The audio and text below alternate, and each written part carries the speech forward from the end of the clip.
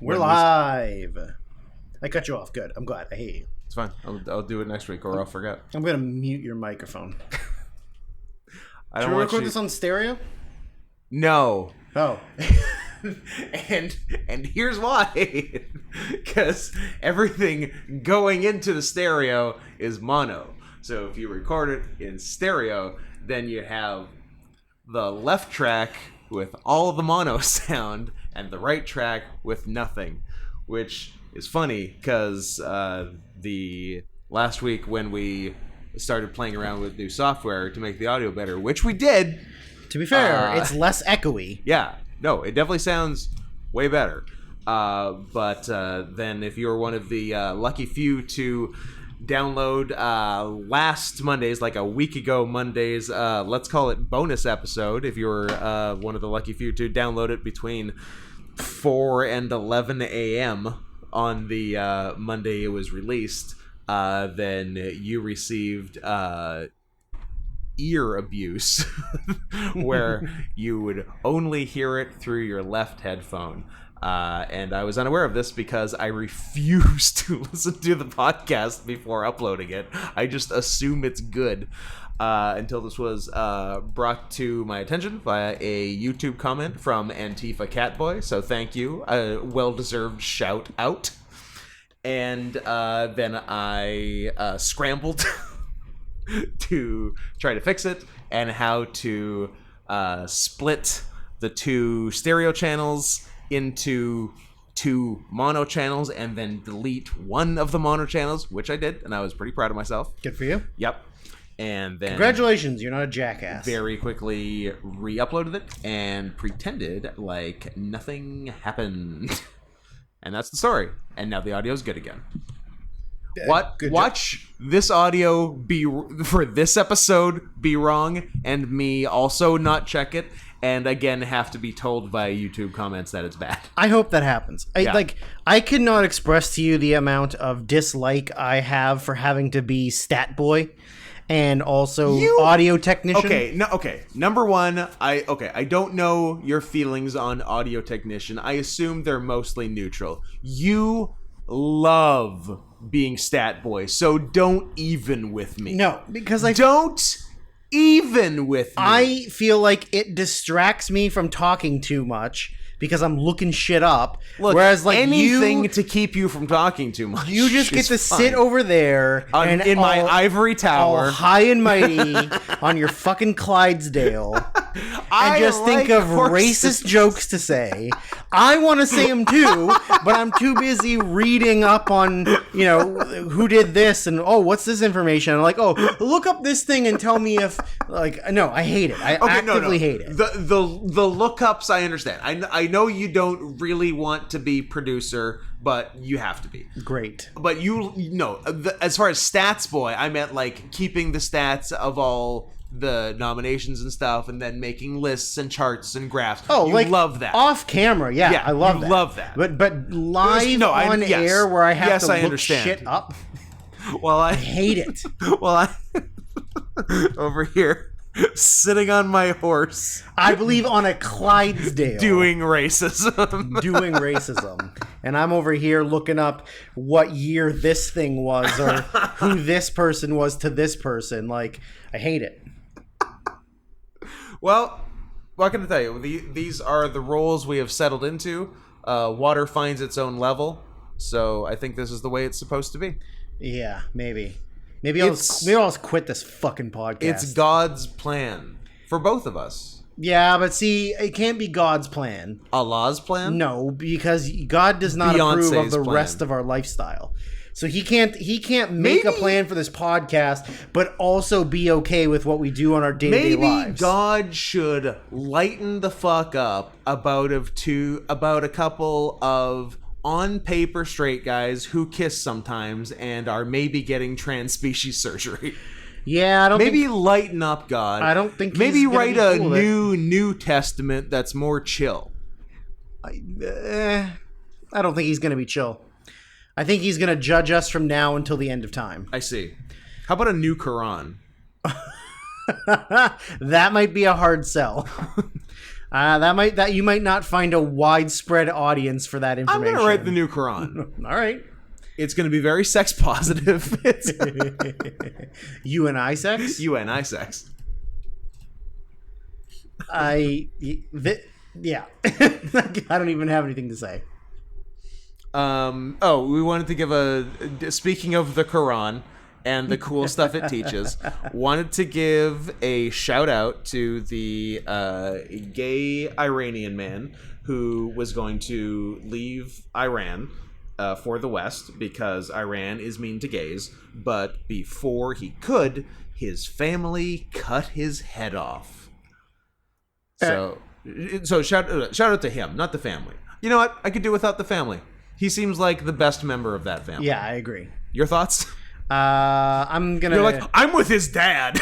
I'm gonna stay away from this conversation, and you can continue. Oh, you can continue to talk yourself into your own grave. You're having classic coward time. I will not comment on anything religious related on this podcast. Really? I am a devout Mormon.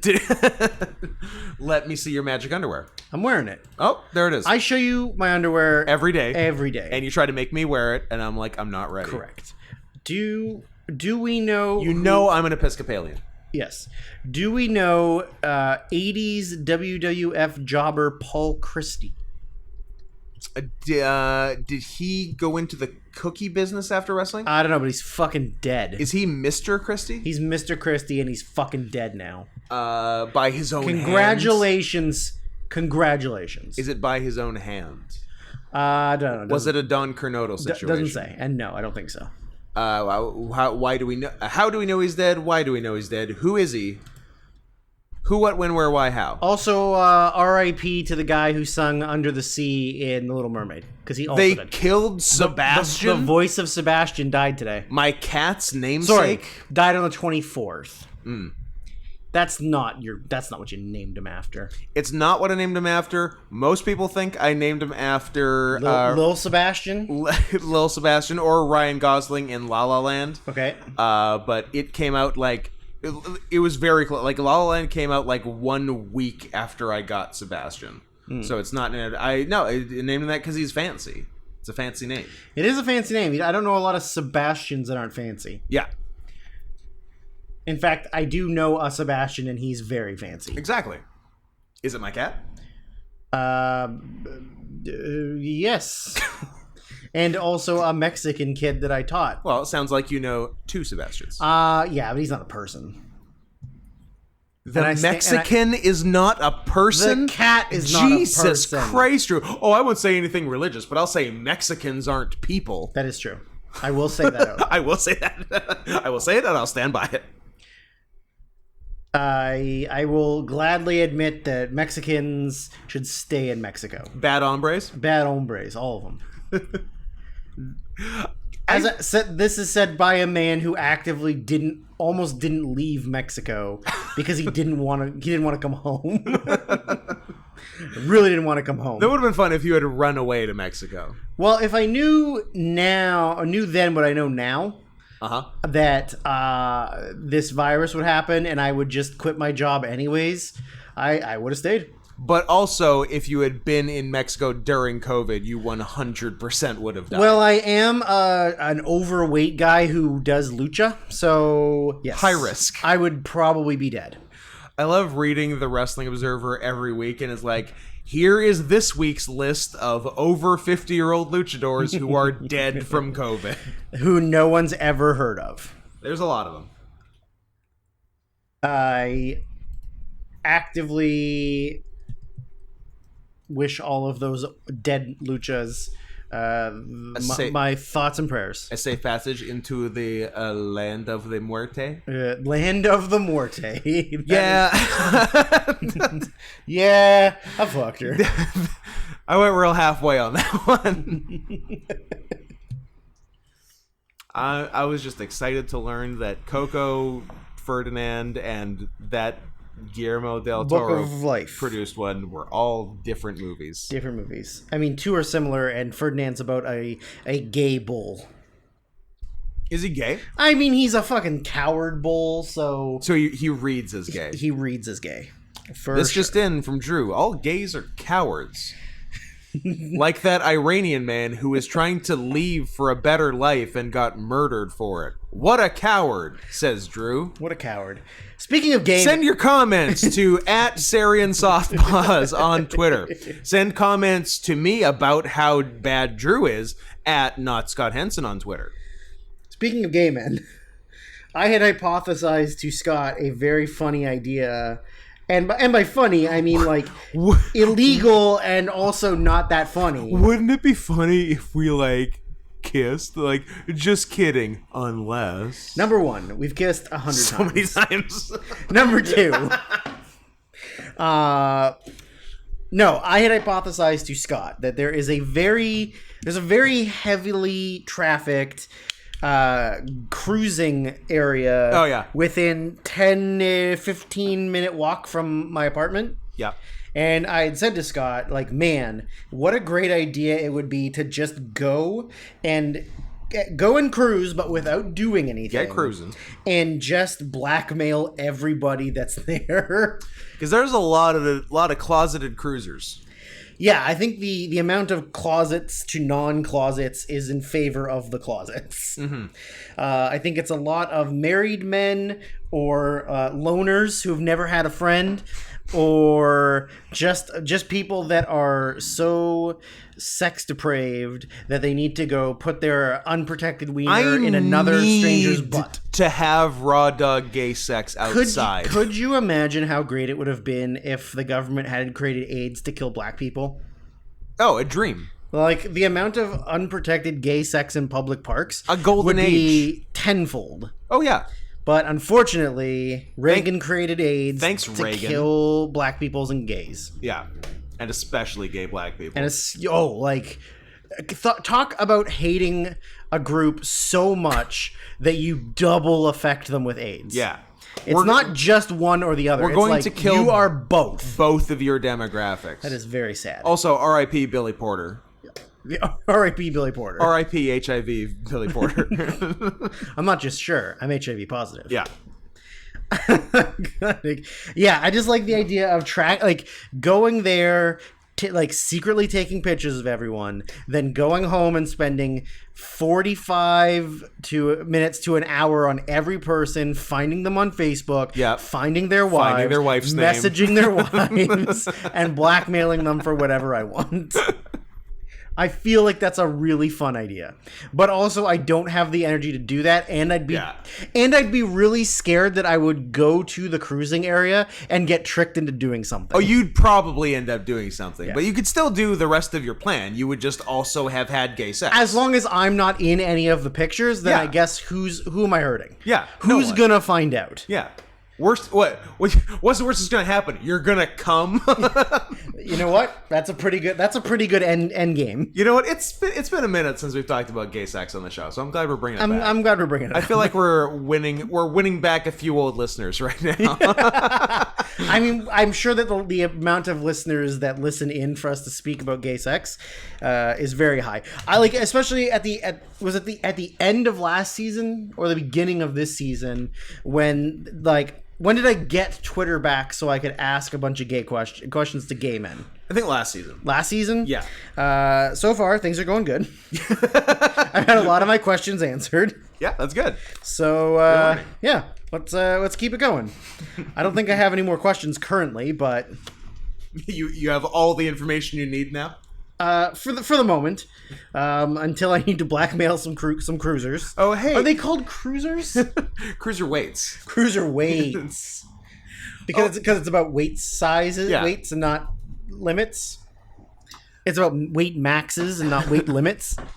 Oh, hey, John Thompson of 232 Main Street. It's your quote-unquote friend from the other day in Stanley Park. It would be a shame if Melissa found out about what we were up to. Maybe you send me a couple bucks. And hey, maybe you listeners send me a couple bucks at www.paypal.me/NotScottHenson. And mention Drew if you also want Drew to get money. If you send Scott and I money, that's the only way to guarantee that we will not blackmail you for all the gay cruising you've been doing. Yes. However, as I have learned from my Sunday Twitch streams on Adam Plays, if anyone cares to watch that, ADUMPLAZE.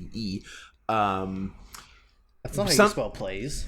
Or Adam. 0 for 2. But here we are. Yeah, sometimes people send me money, and often either you can put it in, or sometimes it's just by default with your PayPal, like it includes your shipping address. And some people who have sent me money have a weird fetish for getting doxxed on the stream, so I'll just say their address on the stream. That's really funny. That is really funny. I like that a lot. Yeah.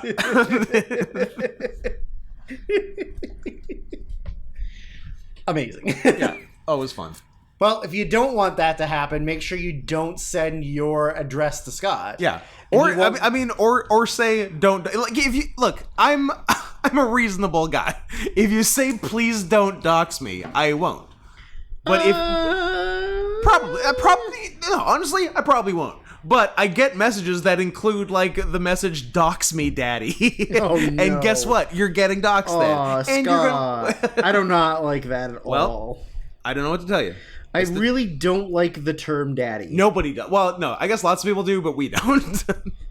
Like, it really upsets me. It's great. And now that you're saying it, I have to autistically draw so that I was gonna say, my attention span is not on you saying the word daddy. What you doing over there, friend? I'm just writing the word gay. Good point. What if... Okay, here's a fun game that I would love to play. What if everybody sends us their mailing address, and then we... With some money. We randomly just start giving your mailing address to another random listener. Ooh. So, like, everybody's interconnected with each other, and then you can just send, like, one thing. Private doxing. Yes. We dox you to one other person. We outsource our doxing to all of you. That's not bad. Right? Cuts out us having to do it for everyone. Yep. And you just do it to each other. That's fun. I like that. That is Guys, get on that. Send some money, and we'll dox you to one other person who sent us some money. Then you get in contact with that person, and then you talk for a little while, and then you both send us money again. It's a one-way pyramid scheme. It's a line scheme where people only send us money. Where everybody else does all the legwork. Yeah. And we get all of the money. Yeah. Yeah, that's a good scheme. Let's work with it. I'm a fan. Anything else in the news? Anything else in the news? This is a current events podcast. You heard about this? You seen this? You heard about this? Like, what a fucking hack. Anyone who ever watched Jay Leno, I have no respect for. Anyone who watched Jay Leno after he fucked Conan? Yeah, I mean, especially that. But even if you watched anytime 1992 through 2010, pre-Conan fucking, you're still bad. But even worse afterwards. Oh yeah, I'll step down and Conan can do the Tonight Show, but I'm gonna have my own show that's also called the Tonight Show that will air after Conan in the Tonight Show spot, and Conan can go earlier. Yeah, he go fuck himself. And then did he have a variety show for a minute or something? Yeah, something like that. Who cares? Oh, Scott, I got another RIP that's very sad. Is it a bigger name than Paul Christie? It is. It's the actress that played the aunt in Sleepaway Camp. Oh. That forced trans. Yes. Oh, R.I.P. She died. That's a big R.I.P. She died today. Have you guys seen Sleepaway Camp? R.I.P. Guys, go see Sleepaway Camp. And don't, like, if you're thinking to yourself, I'm not really an 80s horror guy, doesn't matter. It is completely irrelevant. See it. Thank us next week. So, man, she only did 3 movies. Wow. And did they all have the words Sleepaway Camp in the Okay. But also was on one Meth. It was on several daytime soap operas. Atta girl. In like smaller like fill-in roles. What are we talking? Guiding Light, As the World Turns, All One My Life Children, to Live, One Life to Live, The Edge Days of Our Night, Lives, The Edge of Night, All My Children, and Love of Life. I've heard of 2 of those 4. Love of Life was 51 to 80. Ooh, before my time. All My Children, of course, you've heard. Yeah. One Life to Live, of course, you've heard. Edge of Night. The Edge of Night, Night. Are you okay? Was mystery crime drama soap opera. Ooh. From 56 to 75. A Dark Shadows type. Oh, it aired from 75 until 84. 7,000 episodes were produced. I love... Yeah, so like 5-day-a-week soap operas. So if you look at the number of episodes some people have been in, it's in the 10,000s. That's the most anyone's ever worked ever. Yeah, is just being on a daytime soap opera. Yeah, that's the best. I think my mom and my grandma watch a bunch, and there's like one left. There's a couple. I think there's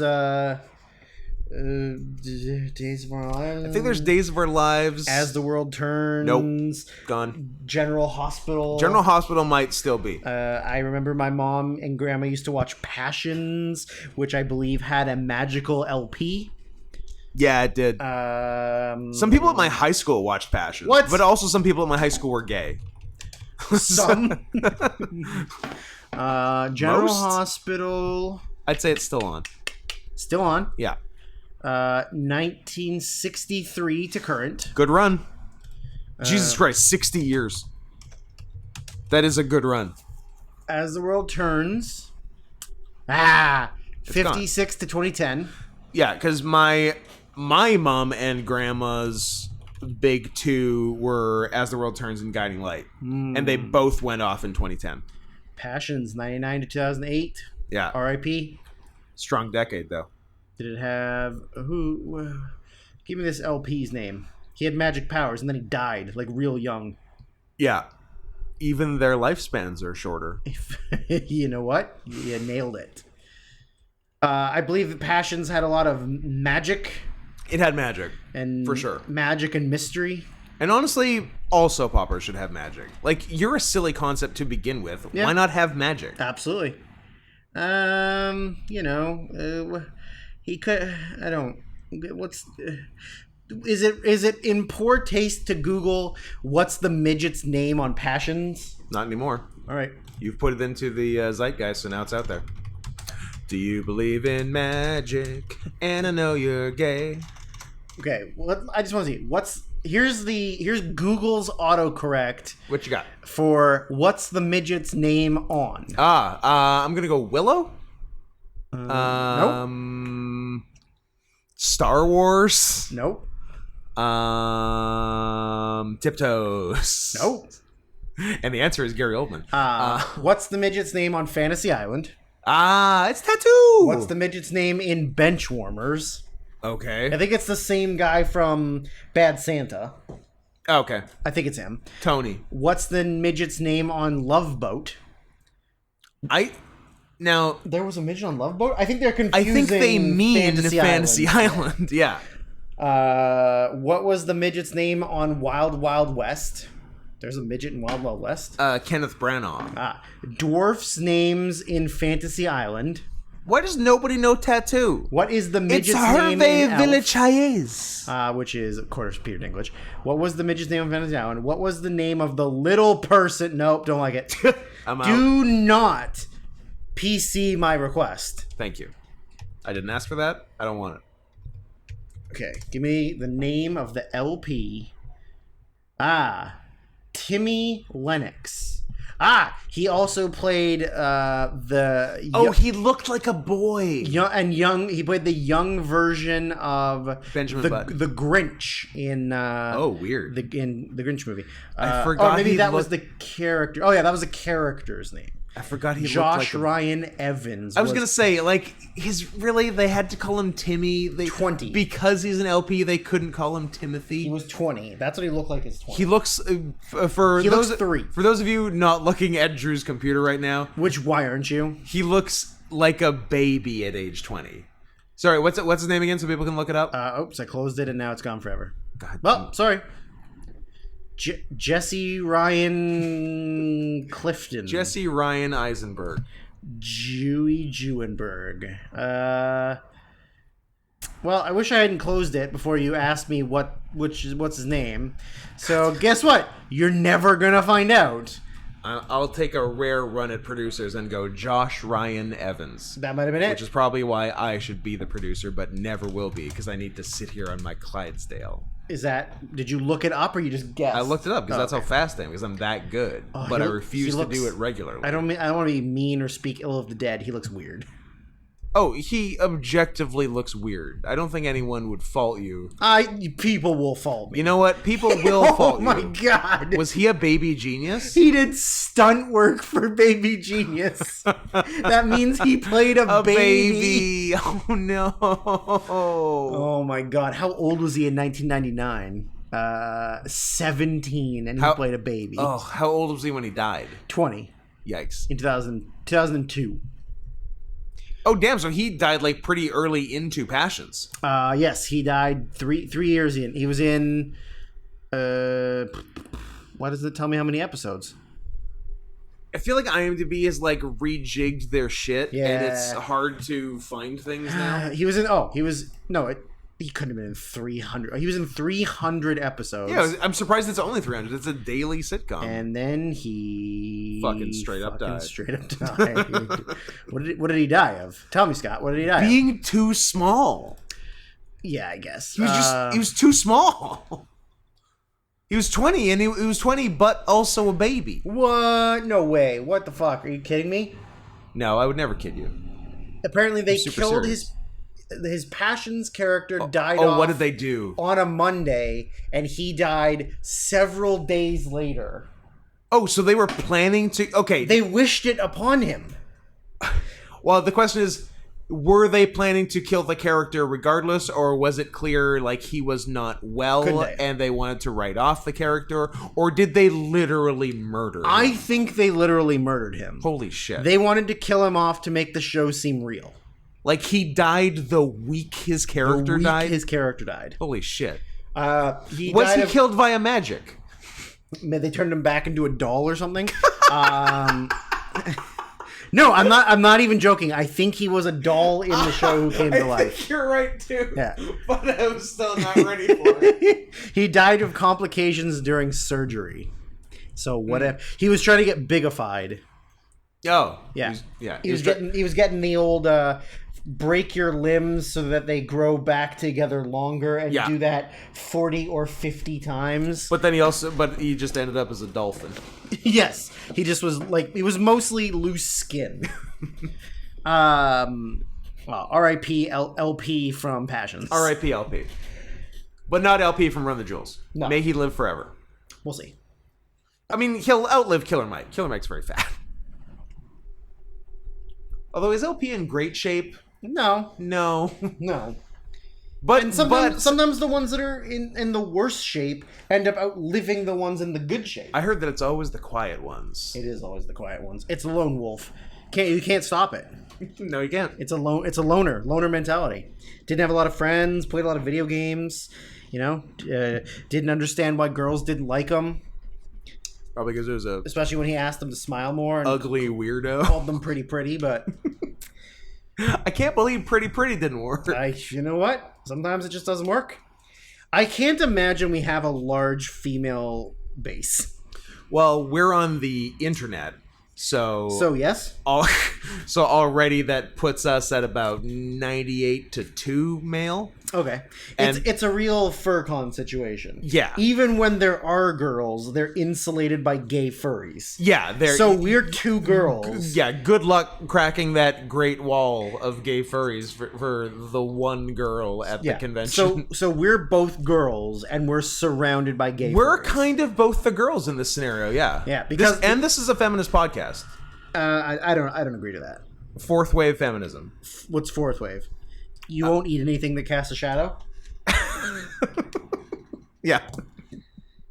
I'm a new wave feminist, which is I like to stay at home and cook. You like to stay at home and cook. I'm a new wave feminist in that I like to stay at home and listen to Talking Heads. All right. This is the end. This was good preamble, and before we ruin it, let's move on. I'm pretty sure This Is the End was in 2013, but we're doing 2007, so I don't know what you're talking about. The year of Scots Lord Muhammad. Yeah. So the 2007 Oscars. Where are we on the Muslim calendar? We're at about 1,200. I don't know, man. Something.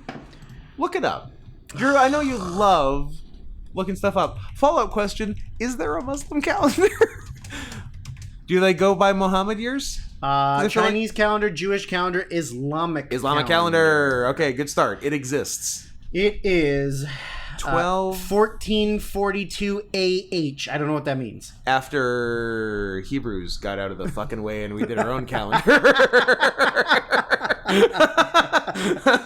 Oh, that's really, really fucking good. If we didn't have to like do stuff on this podcast, we could end there quite nicely. But tabular Islamic calendar, but it doesn't. I don't know. It doesn't give me. It's an 120-year cycle. Okay. I don't know what that means. I don't know what that means either. But it says that we are at, as of January 2021 CE, the current Islamic year is 1442 AH. The Gregorian calendar reckoning, so 1442 AH runs from approximately 20th of August 2020 to 9th of August 2021. Okay. I believe. I assume it's Muhammad's birth, which puts us what? That'd be 560 AD. The Hijri year is what it's called. That's the H. Yeah, the Islamic lunar calendar. Okay. Yep. What's the weird one that we looked up that was like it counted like the years in which the Earth has been around, so we're at like or something like recorded history or something, and yeah. The Romanian calendar. I don't know. We looked up weird shit one time. Yeah. So we're at like 7 billion? Something like that. All right. 2007, I found to be very hard for two reasons. One, there were too many movies that I thought are very good and love. And two, it has two of the best movies of the decade? It has two of the best movies of the decade. And also, it had no good female leads. None! I have... No movies were good for women. I have 4 Best Actress nominees of the 5 I'm supposed to, and I have no idea where 5 is coming from. So we'll see how this plays out. We will. But we were going through like all the major movies. I mean, we can do it now. Like No Country for Old Men, Dudes. There Will Be Blood, Dudes. Movie. Michael Clayton, Dudes. Eastern Promises. Assassination of Jesse James. 310 to Yuma. La Vie en Rose. Damn it. You fucked it up. Yeah, I mean it's all dude movies, which I think is going to be a recurring theme. I think it is. I think the further back we go, the at a point we're gonna say let's stop doing the actress category. But it's usually best lead actress. Yeah. Usually supporting actress is okay, and we can find enough, or the ones that are nominated are like the right ones. Yeah. Whereas this time it's like, oh boy, I guess we just keep some of the ones that are nominated because we have to. Yeah, it's tough out there. I can't look at the moment, but I'm sure well, this is going to be real interesting. Yeah. Okay, let's just start off as we always do with best screenplay. Best original screenplay was Juno, and best adapted screenplay was No Country for Old Men. Hey, Scott, surprise, surprise. What's that? I kept No Country for Old Men, and I wish Juno would get AIDS and die. I see. On paper, I have the same things written down as you in terms of that, but I don't share your sentiment. Well, Juno to me it's not the worst movie I've ever seen. It's the movie I hate the most. Let's see what we got. What do we got here? I kept There Will Be Blood. Me too. I didn't keep anything else. Oh, really? No. I added 2, 3. I hope you added 3 because you only have 2 so far. Why don't you just tell me the name of the movie you want to see? I kept the Diving Bell and the Butterfly, and I kept Michael Clayton. Interesting. Yeah. Okay. I'm not against those. I just am shocked you kept Michael Clayton. Dude's rock. I added Eastern Promises. Okay. Yep. I added Into the Wild. And I added Gone Baby Gone. Gone Baby Gone might be a steal for my fifth spot. So you have No Country for Old Men, There Will Be Blood, Diving Bell, Michael Clayton, and I hadn't committed to a fifth. Oh. I had some possibilities. Okay. That being one of them. Okay. Is that what you're taking? Well, that's a great question. I should probably talk more towards my microphone than away from my microphone. Instead of in a different room. Yeah, I wonder if it is that. Is that or is that? I'm not even going to say what they are, so I don't mention the same movies too often. Because as I had it, I think my screenplays were through no choice of my own. I guess exclusively through choices of my own, come to think of it. But unintentionally, I think were the same as my best pictures, and I didn't really want them to be. So, yeah, let's get a Gone Baby Gone in there. Cool. Fifth. I kept No Country for Old Men. Me too. We did it. Yay! Podcast over. See ya. Get out of here. Okay. I don't know where I'm going to go with this. Let's go supporting actress. Okay. The winner for supporting actress was Tilda Swinton for Michael Clayton. I didn't keep her, but I'm willing to listen on her being put back in. I kept her.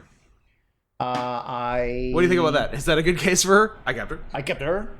I didn't keep Cate Blanchett for I'm Not There because it's a bad movie. Correct. I did not keep Rudy D for American Gangster because I couldn't even remember who she was. Apparently she's Denzel's mom. I kept Saoirse Ronan for Atonement. So did I, and let me tell you a little story about my relationship with Saoirse Ronan. You wish to put your PP in her VV. Yes, but... Oh. You want her to put her PP in your VV? No. Yes, period. But. Period. Nice.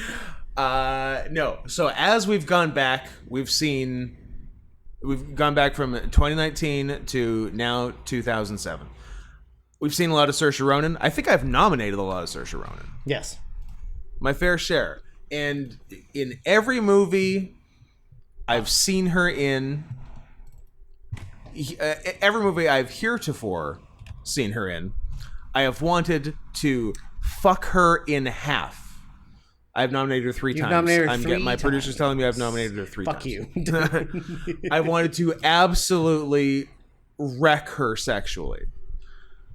You nominated her for Little Women, you nominated her for Lady Bird, and you nominated her for Brooklyn. There you go. However, in Atonement, where her character is 13 years old, I believe it is filmed when she was 12. Okay. I didn't want to fuck her. What? But that's right in your wheelhouse. I'm as shocked as you are, but apparently I have a line for Saoirse Ronan, and it's sometime after 13. That you know what? Can't argue with you. I was fucking shocked. I mean, she looks very young. Like she does. Looks like a child. She looked like a child, and usually that's a child. Cool, but... I didn't want to fuck. Okay, that is fair. So you're saying you didn't keep her? I kept her. Oh, but you just don't want to have sex with her. I thought she was a lovely, precocious young girl. Okay. But platonically. Oh, yeah, of course. She's a real Yuka Sakazaki for you. You must protect her at all costs. Yes. But you don't want to put your penis in her. Although I kind of want to put my penis in her. I was going to say, it's not exactly the same now that you... Yes.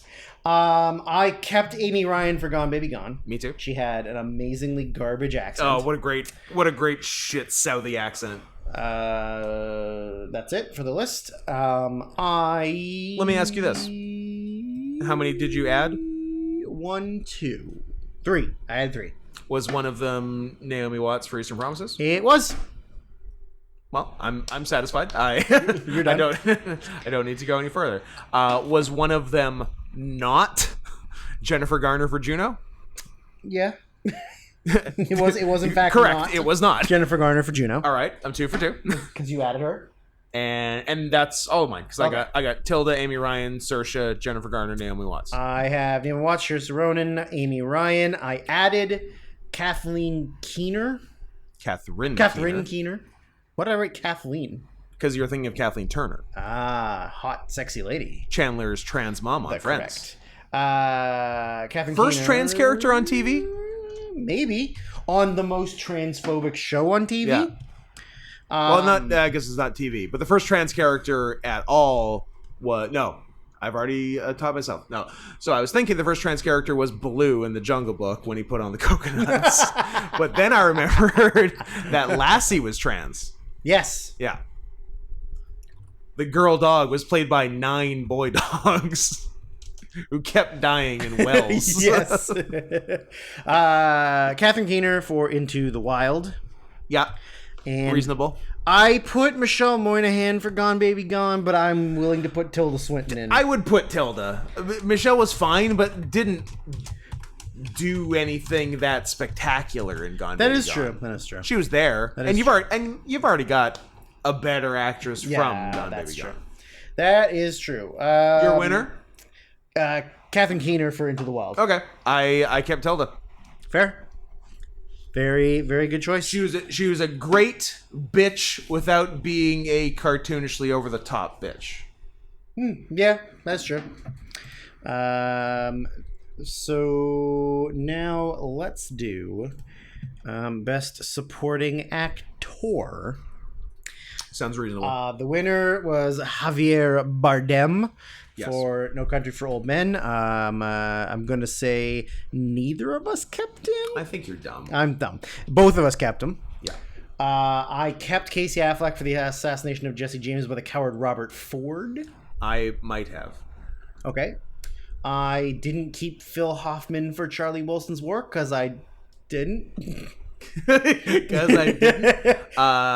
As it stands, I have, but he doesn't have to stay. Okay. He's a pretty fun character in it, though. He's very silly. I kept Hal Holbrook for Into the Wild. I might have. Nothing like... Yes, I have a lot of people written down. Nothing like making a 70-year-old man actively hike up a mountain. And just the scene where he asks him to stay and be his son. Grandson. Destroys me every time. No matter how many times I see it, it fucking wrecks me. It's sad Mark Twain. It is sad Mark Twain. Who could possibly? Who could withstand? Who could possibly? The emotional wreckage of sad Mark Twain. What else you got? What else do I got? I've got two other... Oh, no. I've got one other... I still got two left. I've got one other keeper from the nominees. Okay. I kept Crazy Tom Wilkinson. Oh, Tom Wilkinson, yes. From Michael Clayton. I thought he was really good. He was one of my... he was like my second to last cut. Yeah. And then I just got like a lot of people. Just a lot. Okay, so I'm really only dead set on two. Wilkinson and Javier are going to stay. Okay. Tommy Lee Jones for No Country. Yes. I'm thinking yes. Okay. I'm thinking he's in. Yeah, absolutely. And then I have Philip Seymour Hoffman for Charlie Wilson's War. He doesn't have to say. Then I've got Casey Affleck for Jesse James. Ed Harris for Gone Baby Gone. Yeah. With his stupid wig. With his stupid hair. Hal Holbrook for Into the Wild. And J.K. Simmons for Juno. So I got a lot of people. I will admit that J.K. Simmons is the only good part of that movie. Yeah, he's really good. Like him. But Good Dad. But I'm not nominating him. I might give it to J.K. for Good Dad. The other two I have left. Yeah. Have I mentioned them, or are there more? Oh, wow.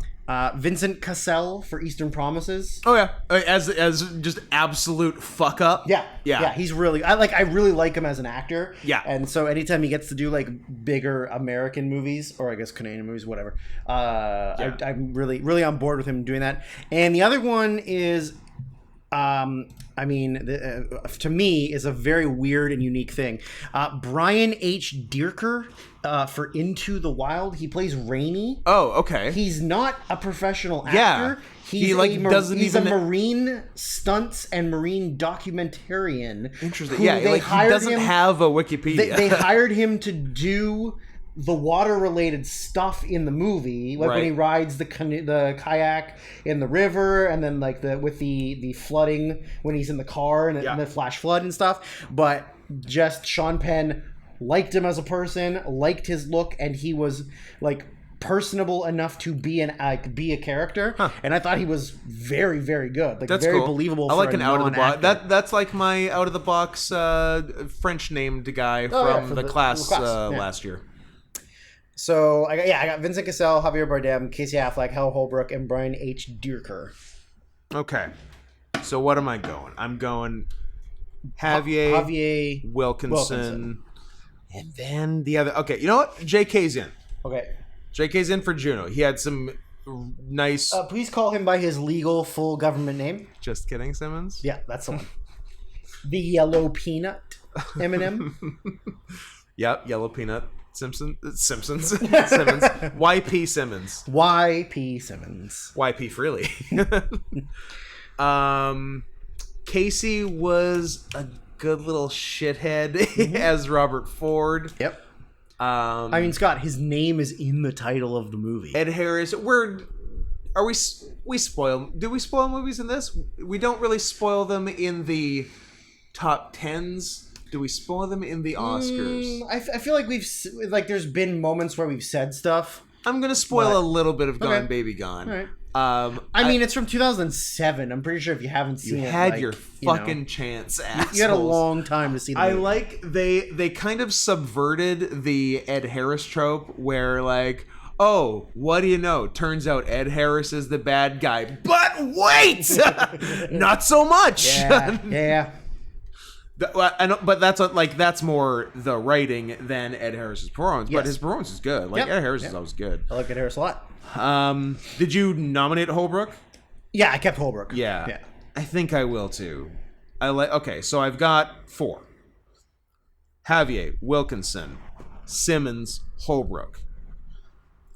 I'm gonna cut Casey Affleck for no particular reason. Fair. I'm going to, even though you agree with his stance on women. Yeah, hit him. Is that the stance? That was in fact the stance. I'm gonna say it's down to PSH, your boy Phil Hoffman. Phil Hoffman. And Tommy Lee Jones. Okay. And here's why. Nope, that's not a good reason. I was gonna say, and here's why I'm gonna give it to Philip Seymour Hoffman. Because I'm nominating Tommy Lee Jones for Best Actor for a different movie. But guess what? I'm also nominating Philip Seymour Hoffman for Best Actor for a different movie. It was a good year so it's a matter of who gets the double nom, and his name is the guy that looks like me, Philip Seymour Hoffman. Fair. I'm bold statement. We both chose Javier Bardem. Guess what? Yes. For a second, I was like, wait, what? Oh, what happened? I mean, it's one of the most iconic movie roles, and especially one of the most iconic movie villains. I thought you were saying most iconic haircuts. And honestly, one of the most iconic movie haircuts of all time. Yeah. Like, it really is one of those things where if you know the name, you go, oh, No Country for Old Men. Yeah. You're not thinking The Sea Inside or Beautiful or Spectre. No, is he the bad guy in Spectre? No, he's the bad guy in Skyfall. Yeah, Skyfall. Yeah, you're thinking No Country for Old Men. I thought for a very long time. For a long time, The Quantum of Solace and Skyfall were the same movie for me. Okay. And I thought he was... bad guy in both? Or...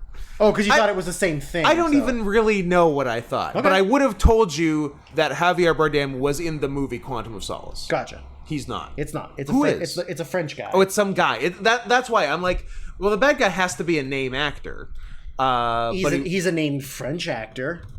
And who does that count for? You know, nobody. France. Matthew Amalric. Oh shit! It's the guy from Diving Bell the Butterfly. Of course it is. Yeah. That's right. And Munich. And Grand Budapest Hotel. Yep. Yeah, he's the bad guy in Quantum of Solace in what's considered one of the worst Bond movies. Yes. Yeah. That's the one where they were going to get control of the drinking water for Bolivia and raise the price by 10%. Yes. Like it's something dumb like that stupid and low stakes. Yes, absolutely. Okay, well, let's move on to Best Actor. Best Actor. Really, we're finishing with Best Actress. Because it's the one that it sucks for both of us. Oh boy. So the winner was Daniel Day-Lewis for There Will Be Blood. Yes, he was. What about you? Did you keep George Clooney for Michael Clayton? I did. Did you keep Johnny Depp for Sweeney Todd, the Demon Barber of Fleet Street? No. Damn it. Sorry. Damn it. Sorry to disappoint. Did you keep... Oh, sorry. I didn't keep George Clooney. I think you need to see Michael Clayton. I probably should see it again. I mean, I've seen it and I liked it, but... did you keep... And I obviously didn't keep Johnny Depp. Did you keep Tommy Lee Jones for In the Valley of Elah? Yes, and I quite enjoyed the movie. Are you glad that I told you to watch it? I'm glad you told me to watch it. I probably wouldn't have otherwise. And do you want to know why? Okay. I'm embarrassed to say why. Okay, well. I wasn't going to watch it because the title put me off, because In the Valley of Ella sounds like the Book of Eli, and I don't like the Book of Eli. I'm not kidding. That's why. What a stupid reason. I'm mentally retarded. Fair. I have to wear a hat that tells people I have autism and to be patient with me. I think they can just look at you and tell you have autism. I wear a beard that tells people I have autism and that to be patient with me. Well, I'm glad. Aren't you glad I said you had to watch it? Aren't you glad I didn't say banana? Yes. Yeah. Did you? But yes, I really, really liked it. Good. Yeah. I also kept him. Did you keep? I like. Oh my god. I like it anytime a soldier gets cut up into pieces. Scott does not support the troops. I don't support the war, but I also don't support the troops. That's the official stance of the podcast. Do you even know what this podcast is about? Bring our troops home. Bring them home.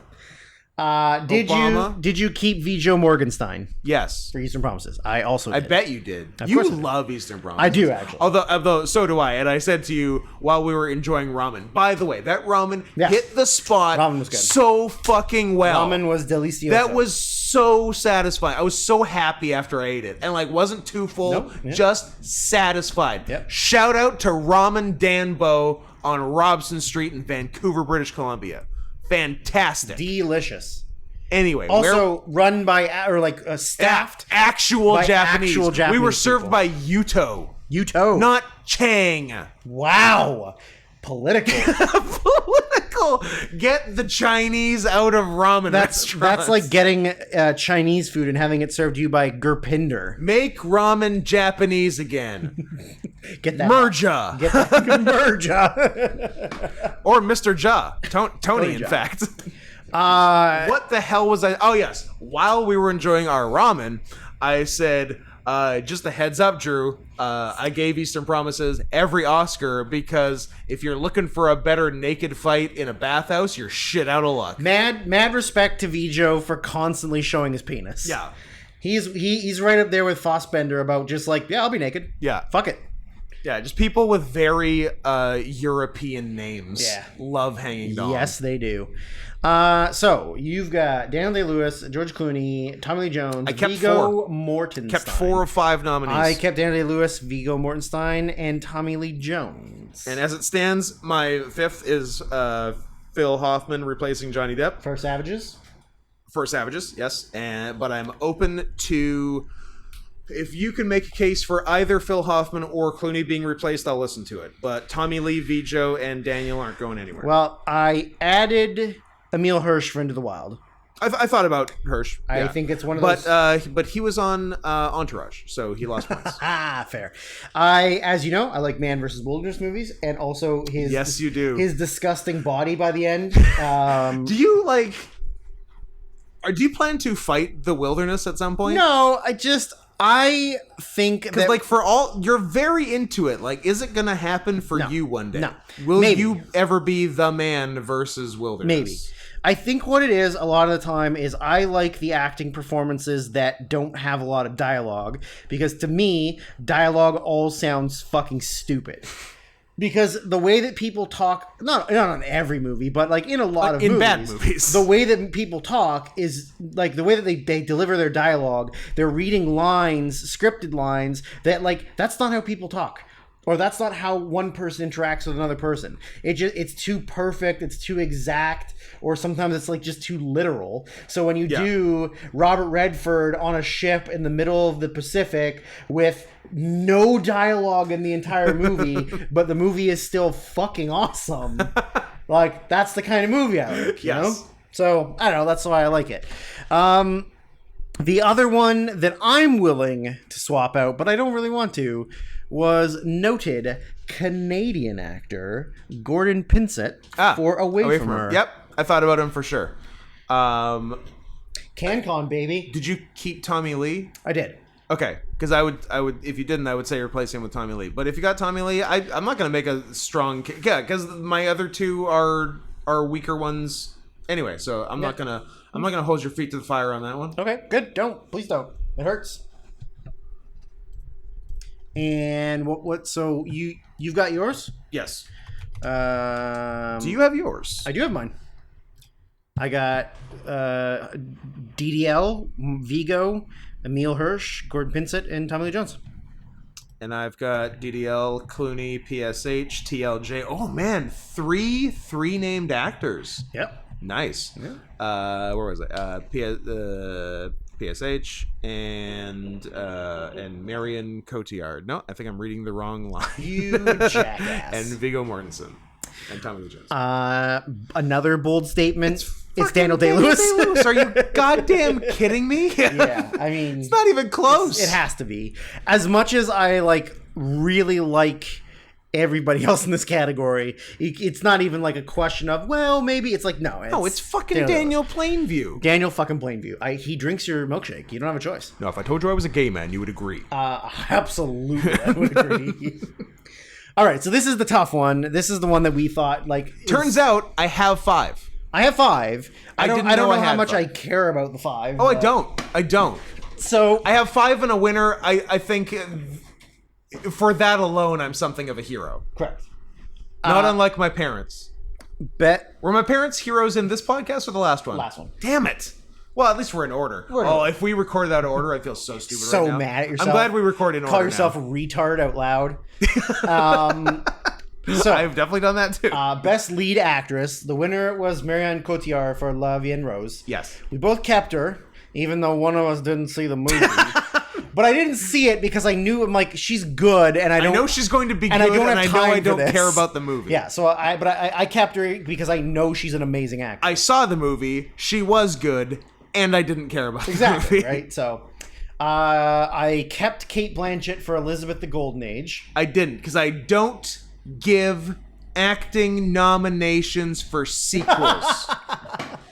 Pacino and Godfather 2 suck a dick. Well, good thing we're not... Oh, yeah, I guess we are going to get to that, aren't we? No sequels. No sequels.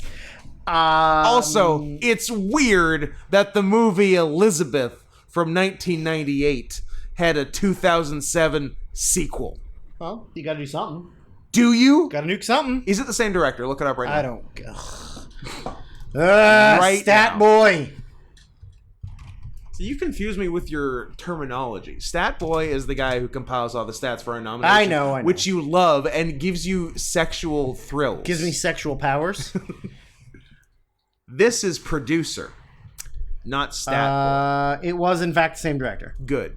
The director's name is... Might surprise you. Shekhar Kapoor. Ooh. He's Indian. Now, if you could tell me one other thing... Slumdog Millionaire? No. Damn it. I've only seen... $1 Million Arm. One other thing he's done. I guess he's also an actor. Ooh. But multi-talented. He did The Four Feathers, and that's the only other thing he did Elizabeth, The Four Feathers, Elizabeth the Golden Age, New York, I Love You, and then he went back to a segment in New York, I Love You. It's a compilation. Anyways, I Yeah, so I kept Kate Blanchett, you didn't. I kept Julie Christie for Away From Her. I kept Julie Christie from I kept Laura Linney for The Savages. I kept Laura Linney for The Savages. And I... See, this one, yeah, I didn't keep Ellen Page for Juno. I kept Elliot. No, it says Ellen. Wikipedia says Ellen with a little superscript A beside it to tell you that that's not her name anymore, or at least for her. Well, I've already blown it, so let's... Please, everybody, hashtag cancel Scott Henson. He's transphobic. I've already blown it, so let's double down on it. So what I was going to say was that's not her name anymore, at least for maybe a year and a half or two, until she gets bored of the meme. Also, you can't nominate Elliot Page for Best Actress. So, who's wrong? Her or the science. Oscars? Did you keep Ellen Page? Yes. I hate you so much. Although, well, because of my options, I understand why other people limited. like it, but I fucking hate it. You don't like a precocious girl with a vocabulary that no 16-year-old girl has? Nope. Okay. And I added... I liked her on Trailer Park Boys better. I don't think I... Was she in Trailer Park Boys? I don't remember. Yeah. Okay. She's Leahy's daughter in early seasons, but I think she gets replaced. Okay. Because she got famous. Yeah. I added Charlize Theron for In the Valley of Elah. I thought about Charlize. She was my backup. Okay. So you said all... So you got Cotillard, Christie, Linney, Page. Yes. And I have Christie, Linney, Theron, Cotillard, and Blanchett. So who's your fifth? Keira Knightley for Atonement. Kieran Knightley. Kieran Culkin for Atonement. Yeah, I honestly, I guess I could just replace Marianne Cotillard, but I like her so much, and she's hot. And you're sure she was good. And you're sure she was good. Now, here comes time to pick a winner. Yeah. Do you have a winner? I have a winner. I have a winner. Is it... Are we doing same timesies? Yeah, okay, same timesies. 1, 2, 3. Julie Christie Away From Her. Nice. Yeah. Also, Julie Christie, at this point, in 2007, maybe not now, kind of fuckable. Kind of fuckable for an old lady. Especially as playing someone who was deteriorating rapidly due to Alzheimer's. Yeah. She had some pretty fuckable moments. Yeah, she's... Actually, literally fuckable moments. I was surprised that, what's his name, Gordon? Yeah, Gordon Pinsett. Gordon Pinsett fucked twice in that movie. Yeah. Yeah. In current times, and lots in the past. Yeah, absolutely. Good for him. Written and directed by Sarah Polley. Yep. Interesting. Yeah, Sarah Polley, one of the... Sarah Polley of Splice fame. Absolutely of Splice fame. And Dawn of the Dead fame. Okay, yeah. Sarah Polley, who asked the question, "What do you want?" and was answered by a scary baby alien inside you. After going from female to male. Yes, after trans. This is our second forced trans business of the show. We do like forced trans movies. We do. Although that wasn't really forced. That was like genetic science changing. Yeah. But still a little bit forced. A little bit forced. All right. Best director. Do you still have 10? No, I got it down to 5. Good job. And so the winner was Joel and Ethan Coen for No Country for Old Men. Obviously, we both kept it. You don't know me. Shut up, I do. Shut up. Then Julian Schnabel for The Diving Bell and The Butterfly. Kept him. I wanted to, but there were 2 other people I liked more. Well, you definitely kept Jason Reitman for Juno. Correct. I did not. Did you? No. Okay. I guess we can still be friends. Tony Gilroy for Michael Clayton. As it stands, I'm keeping him, but I'm willing to hear other offers. And I assume we both kept Paul Thomas Anderson for There Will Be Blood. Yes, sir.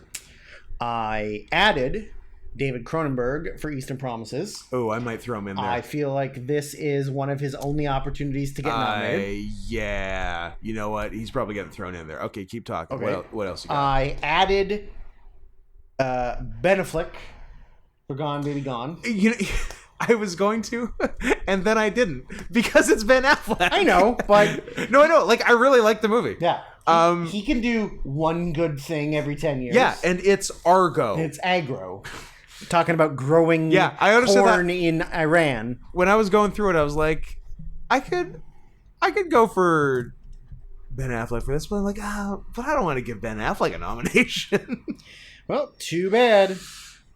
Yeah, so... and so as it stands, my 5th is Joe Wright for Atonement. I really wanted to put Joe Wright. I like Joe Wright a lot, even though I just watched his most recent movie and it was dog shit. Do you call him Mighty Joe Wright? I do call him Mighty Joe Wright. To his face, because we're best friends. To his face. My 5th. And also he looks like a gorilla. My 5th is a man I actively hate. Oh. But love the movie he directed a lot. I'm just looking at who... I don't know who this would be. I added Sean Penn for Into the Wild. Oh, wow. Wowie, wow. It's a powerful movie. I love it. So I added Sean Penn, and that's probably the only nomination I'm going to give him, except for it's not, because he has some good acting roles in the early aughts. I was going to say, Drew, you're speaking pretty confidently for someone who doesn't know what's coming in 2001, my friend. Did I Am Sam even get any nominations? Yes, it did. Did it actually? Sean Penn got nominated for it. Oh yeah, that's right. Yeah, and he didn't go because he was protesting bullshit. And he was embarrassed that he played a full retard. Well, I mean, yeah, Scott, you don't go full retard. Who knocked up a homeless woman and got custody of the kid, I think is the story? I don't even know that it's got custody. I think it's just that, like... Why does he have the kid? She left, and he is so retarded that he doesn't know how to be like, oh, my normally mentally stable hooker friend left me with this child and I don't know how to take care of it. He was just like, oh, a baby, I need to take care of baby. P.S. Right after we're done, probably even write this down because I forget things as soon as I say them. We need to watch Come Town listening. No, we need to listen. We need to listen to Come Town watching the I Am Sam trailer because it's so funny. It was on the show a couple weeks ago. Nice. They have a real time. Note has been made. Excellent. So here's the thing. This is a real dilemma for me because... Is it like what kind of... Are we talking like Nelly featuring Kelly Rowland? This is Kevin James, Vince Vaughn finding out the other one's wife is having an affair. I'm so far away from my phone and I plan to stay here. I love that we had 2 stupid dilemma references. Yeah. And that mine was more urban and yours was more white, as is our vibe. Of course. You're the dark one. I'm the dark one. It's a real struggle of, even though I feel like it's an amazing movie and I have to, I want to give it as much as I can. Hold on, are we talking about winners? Yeah. Okay, well, I got to finalize my shit. That's right. Yeah, so let's handle that. So you got the Coens, you got Schnabel. Coens, Schnabel, right. PT are in. Are in. And then I've got Joe Wright, Tony Gilroy. I think Tony Gilroy is out for Cronenberg. Gotcha. And I'm okay keeping Finale. it like that. Yeah. So as I was saying, back to your thing. I don't, as much as 2 of the best movies ever made of the last 30 years maybe are in this year. So it's very easy to give that award. This is a real, for wrestling crossover fans, this is a real Okada Omega and Okada Shibata happening in the same year situation. Yeah.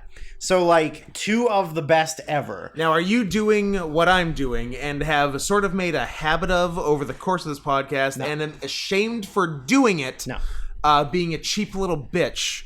And director goes to one, giving and director best one goes to the other. Yeah, I can make a case for it, but I still don't feel great about it. But that is what I'm doing. Okay, I think I know what you're doing. I bet you do. That makes a lot of sense to me. But here's what I think you're not doing it, and I think I know which direction you're going. Okay. Do you want to say mine? No. Obviously very easy to just give every award that it's nominated to one of those 2 movies. Yes. But in recognition of another movie that is amazing and I think is maybe obviously. Hold on, are you giving Sure. No, go ahead. Now, I think that as a director and the visuals in the movie, I think the direction is better, but then maybe the movie isn't as good as the other two. Okay. So I'm so what giving has the Best great Director direction? to David Cronenberg for Eastern Promises. Because I wanted to give Eastern Promises something, and to me that makes the most sense to give it to him for directing it. I've underestimated the Eastern Promises love, and I shouldn't have. It's great. I'm giving it to P.S. not what I was going to guess, so I'm glad I didn't and didn't look foolish and had to call myself retard out loud. I'm giving it to the Coen brothers, even though you're making PT. I was making hand signs, not sign language, making the actual letters with your hands. I wasn't doing a WP either. double P. Oh, double WP? Oh, can that be the one new... bang? No, you can't, because it's... Okay. Can that be the new web address? Can we get www.theworstyearofourlives.com? Yes. White power. It's like Ice Baby. It's so white that you got to say it twice. White power. Okay. You thought I was going the other way. I was thinking it was going the other way. So now I'm not. Okay. So Best Picture, the winner was No Country for Old Men. Kept it. I kept Atonement. I'm probably keeping Atonement. I obviously didn't keep fucking Juno. I'm not keeping Juno. I didn't keep Michael Clayton. I might be keeping Michael Clayton. And I kept There Will Be Blood. I kept There Will Be Blood. I added Eastern Promises. Yes. And I added Into the Wild. Of course, because you're gay for Man vs. Nature. I'm gay for Sean Penn. And I hope... for Sean Penn. Very gay not for even Sean Man vs. Nature. Now it's just Sean Penn. I'm back on the Sean Penn bandwagon, baby. In 2007, absolutely. In 2021, no fucking way. Not even 2008. You said, no, 2008, I don't like him playing a gay. I do not like him. I don't like anyone playing a gay. I do not Nobody like him, should be gay. I do not like him playing gay. That's just the way I like to say. I do not like him to play gay. Why don't I go eat some hay? Down by the bay. Okay, so you have No Country for Old Men and There Will Be Blood for sure. Yeah. And then the other three are a toss-up. I think I'm good with Old Man, There Will Be Blood. I think Diving Bell's in. Okay. Yep. Okay. I think Eastern Promises is in, which leaves Michael Clayton, Atonement, The Savages. Okay. I mean, I kept Atonement, so that's what my stance is, but... Yeah... I can live with cutting Savages. I nominated both leads. That's okay. Nobody won, but what are you gonna do? Yeah, I'll go Atonement. Okay. If only to spite my bastard of a father. You bastard! Who hates it with a fiery vitriol that I couldn't believe. Until you saw the movie. And then you were like, all right, I get you. He does not like, and like, I liked it. I thought the whole thing was good. And also I talked to him, because I watched it in 2 parts, and I watched like the first hour 20 and then the last 40, and I talked to him in between the two. And I'm like, hey, guess what I'm watching? I'll give you one guess. And he's like, Atonement? And I was like, yeah, and I'm like, I'm an hour 20 in, and like, I don't have an issue with it yet, so I don't know what's gonna happen. So you're not my father anymore. I don't know what's gonna happen in the last 40 that's gonna make me want to murder like it did you, but I don't know. And then like, okay, then with the ending, I'm like, I understand that like he does not like having things like ripped out from under him, which this does. I think it makes him feel stupid. Could you imagine how sad and how much he'll like if you say he doesn't like having things torn away from him? When he and your mom both expect you to marry a nice woman and have children, and then they're like, "No, sorry, Dad, I'm a furry." Oh my God! You stupid old people! I am the new Atonement. Then he's gonna murder suicide you. Okay, so you got No Country for Old Men, Atonement, There Will Be Blood, the Diving Bell, and the Butterfly. Yeah. And what was the other one? Eastern Promises. Eastern Promises. I obviously, judging by what you said you're doing because it makes you a coward, I know what yours is. I think you do. And I think everyone does. And if you don't, you're a bad listener. You're a bad listener and you should stop listening. I still gave it to No Country for Old Men. Good for you. Yeah. And you gave it to... There Will Be Blood. There Will Be Blood. Menstrual blood. Yeah. I think you can make a case. I don't feel as bad for this as I did with other... Because I think in 2012, I'm just like... I can't make any distinctions. Amor gets one. The Master gets one. The end. I have to give one to both. I can't tell you why. This one gets this and this one gets that. It's arbitrary. I think you can make a case for No Country having the better directing. Sure. And you can also make a case for There Will Be Blood being the better movie. That one's more of a toss-up for sure. Sure. But... you can get away with it. One, it's got Paul F. Tompkins in it. It does have Paul F. Tompkins. PFT, baby. Yeah. Is he in No Country for Old Men? In fact, has he ever been in a Coen Brothers movie? I don't think so. He's been in the Soderbergh movie, I think. But, yeah. So that's why the Coens are my least favorite directors, even though I just gave them an Oscar. Well... an Oscar that they also won for real. But correct. You are taking away something they already won. You bastard. Yeah. So There Will Be Blood, which I think is my second Paul Thomas Anderson Best Picture. And 0 Paul Thomas Anderson Best Directors? Or did I give it to him for Phantom Thread of all things? You might have. I certainly might have. Give me 1 second. I wonder. I wonder. Where do we go here? Paul Thomas Anderson for Phantom Thread. Yes. You gave it to him for Phantom Thread. I gave it to him.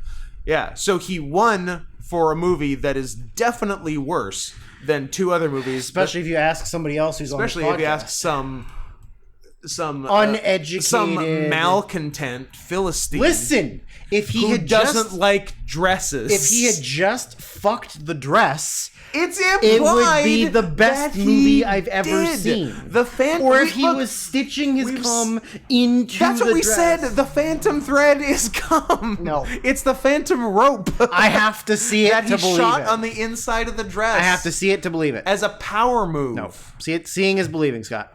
Seeing is believing. God damn it. Anyway, There Will Be Blood. Best Picture. No Country for Old Men. Best Picture. One of us is right. Well, both of us are right. No, I wanna have a fight now. No, I'm not interested. Okay. I'm gonna have a fight later with somebody else. Oh, can I watch? No. Can I be the cuck in your fight? No, you cannot. I'm kidding. Also, we're not gonna have a fight. Like Veronica listens to this. Why did you want to have a fight? We weren't mad at each other. No, but we're gonna be. Oh yeah. Yeah. When she finds out, she will be. Yeah, probably. But that's if she listens to the whole hour and 18 minutes. No, I don't mean anything about the podcast. I mean when she finds out. Oh. Well, you know. So that was 2007. I guess tune in. Well, what's coming next week? What do you say? 2006? How do you want to do this? No, how do you want to handle this? Let's skip to 87. Let's skip to 1776. Could we do the Oscars for 1987? 1987. What? Platoon was 86. What's 87? Empire of the Sun. And when I say that, I mean The Last Emperor.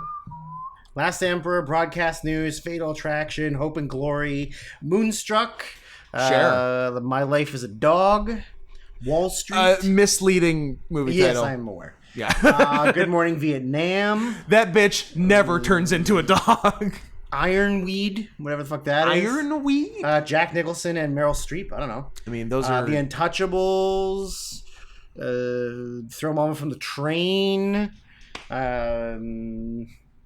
Was there an Untouchables television series? Yes, there was. In the 90s? Yes, there was. Good. Because I would be mad if there wasn't. In the 90s, 1993 to 1994.